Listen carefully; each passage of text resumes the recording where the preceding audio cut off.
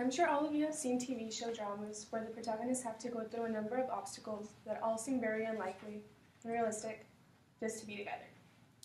The story of how my grandma and grandpa came to be together seems like something out of one of these TV shows, and has been the topic of conversation at many family get-togethers. When I first heard the story about how they came to be together, I was really surprised. I always thought that there was nothing really interesting about my family, that we were really normal, but I guess not.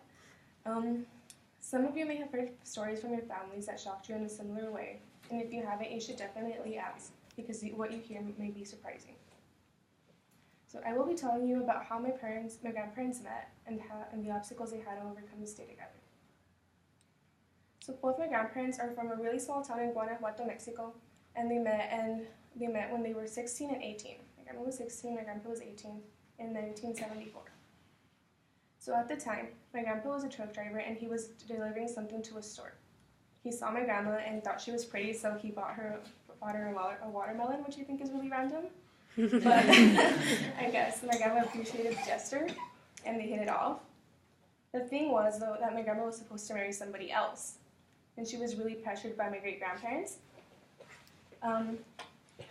So both of my grandparents come from really large families. My grandpa has 7 siblings, my grandma has 5. And this other guy she was supposed to marry has a better economic status, so that's why my grandparents approved of him and not my grandpa. Eventually, they eloped because they didn't want to be separated, and got married only 2 months after knowing each other. And they've been together ever since. It's been 45 years, and they're still happy together. They have 4 kids. I'm here. Yeah. This could have easily gone a different way, and I might not be here today, but I am. And in summary, family stories are a fun way of allowing you to connect with your family members, and you may always learn something that will surprise you about your family. I encourage you all to get involved in your family's history because what you may hear may be shocking to you.